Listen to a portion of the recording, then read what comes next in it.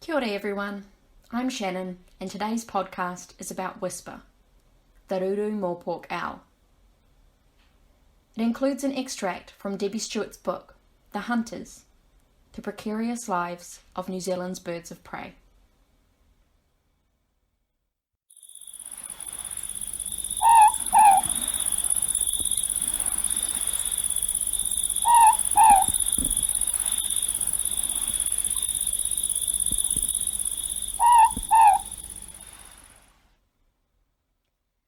We don't get a lot of rescue ruru.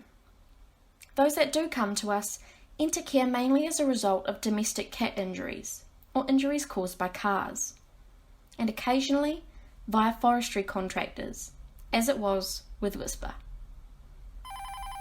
In late October 2007, we got a call from a forestry gang out in the Kaingaroa forest.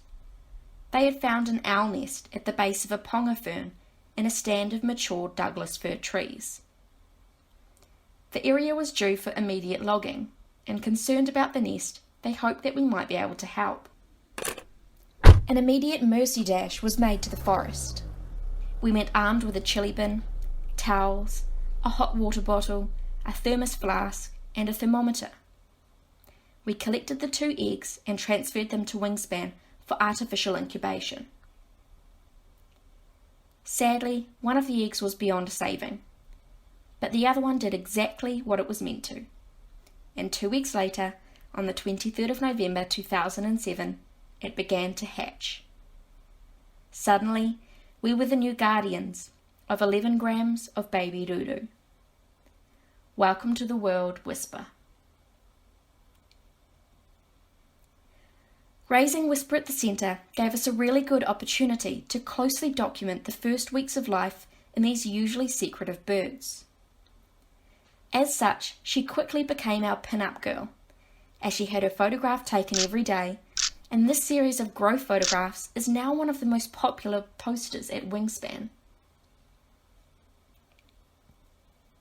The first week shows Whisper covered in fluffy white down, with tiny pink legs and toes.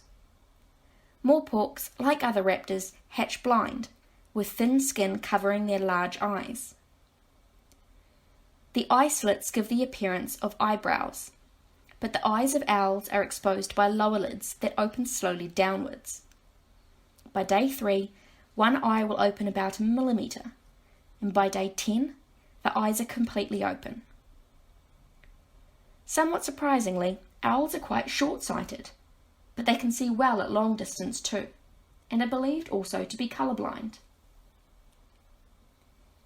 The feet of a newly hatched owl do a weird thing, for which the official adjective is zygodactyl.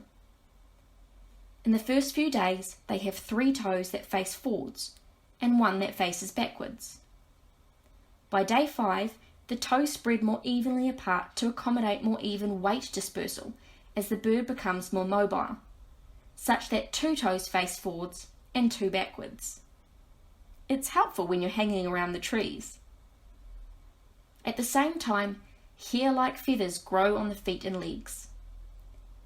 By 1 week of age, Whisper could actively preen her toes and her new feathers. By the end of day 5, meanwhile, we were seeing the start of Whisper's second plumage coming through to replace her fine, fluffy white down. Patches of grey-black feathers began to develop down her spine, at the tops of her legs and on her tail. Coarse feather bristles developed under her beak on about day 7, which gave her a slightly bearded appearance. At the same time, whisker-like feathers around her beak became more noticeable. By the 2nd week, the pin feathers on Whisper's wings could clearly be seen. In terms of feather development, moreporks retain their downy feathers much longer than falcons do. Young owls seem more coordinated than falcon chicks, and more mobile from an earlier age. Owls have long legs, which are often hidden because they rest in a crouching position. Whisper was able to stand on her haunches by day 8, and she could stand for feeding by day 12. By 2 weeks old, she could stand comfortably and support her own weight for long periods. We found her rotational head movements amusing from an early age. Owls have an incredibly flexible neck that allows the head to pivot in all directions, and Whisper would keep us all entertained as she watched what was going on around her. She would bob and turn her head at different sounds and follow the flight movements of flies or moths close to her. One of the things we've found surprising is just how tactile owls can be. Whisper would readily seek interaction. She would welcome preening when handled and would settle quickly while being gently swabbed around the beak after each feed. At the risk of sounding like one of those parents who overshare on social media, from day 10 we started to charge up her diet, adding a small amount of roughage to her daily feeds. This included feather, fur and bone. Her first regurgitated pellet was produced on day 17, and we were so proud. It wasn't until day 19 that the cast pellets were regular, better shaped and more consistent. Too much information? Whisper has always been very vocal. At just 2 days old, she would make a deep growling sound, and by day 4 she'd become very talkative. The growling gave way to a low purr. On one occasion, in fright response, she responded with some bill clicking. It took 4 months before we heard her make the more characteristic morepork call. She made her first kill on day 21, proudly dispatching a medium-sized moth that she'd caught independently. Her hunting strategy was best described as a launch, followed by a pounce and grab.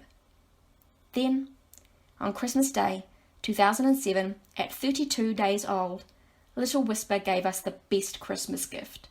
She made her first deliberate flight.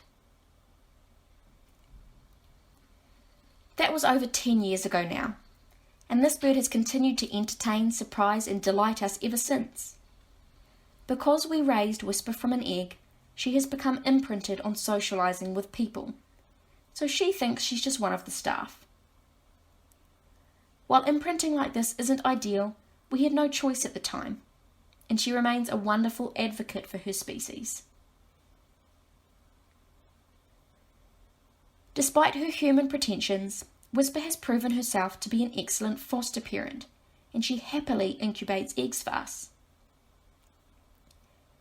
As her own eggs are infertile, we decided to test her out as a foster mother in 2009 by switching one of the eggs she laid with a fertile egg from another morepork pair at Wingspan. We watched very closely as Whisper became a first-time foster mum. She continued the incubation of the egg, which was regularly checked, and after 10 days she hatched her egg. Weighing just 11 grams on the day it was born, Whisper's tiny male chick sat beneath his surrogate mother quite happily. We called him Moon. While this might sound like the perfect name for a nocturnal owl chick, it had even greater significance to us.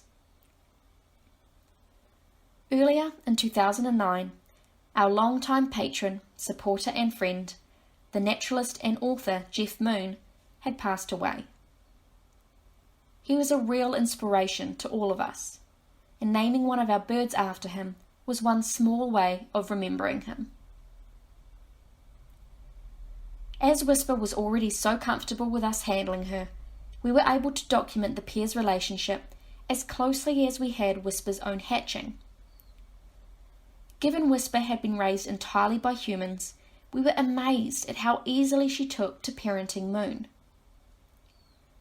As they would have been in the wild, the pair were highly tactile and vocal, and Whisper became very selective about her food as she began to feed the chick. Early after hatching, we noticed Whisper positioning herself over the chick during feeding.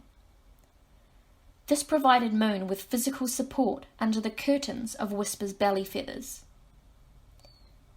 On the second day after he hatched, we saw Whisper secreting fluid from her nostrils that she would then drip over the food for Moon. Nasal secretions are well reported within falcon rearing, but to our knowledge they hadn't been reported before in ruru. We think the secretions are the colostrum of the bird world, most likely enzyme or calcium enriched for the benefit of the chick. The one area she fell down in was housekeeping. That said, most owls are pretty messy when it comes to the household chores, especially when compared to falcons. We regularly see falcons remove food scraps and prey remains from their nests, and their mutes, as falcon feces are known, are generally directed outside the nest. Moreporks, on the other hand, are not quite so tidy.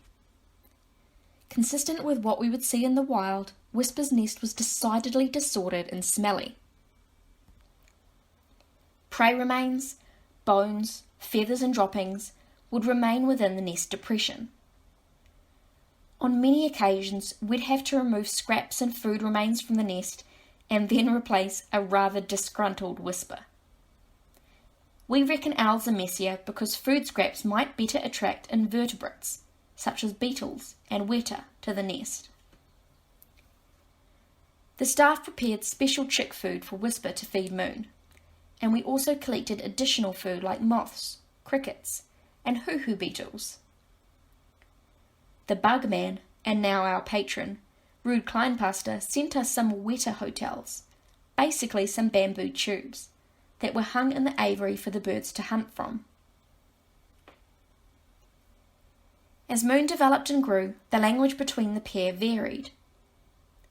Whisper would announce feeding with a soft growling, and once satiated, both Whisper and Moon would purr to each other.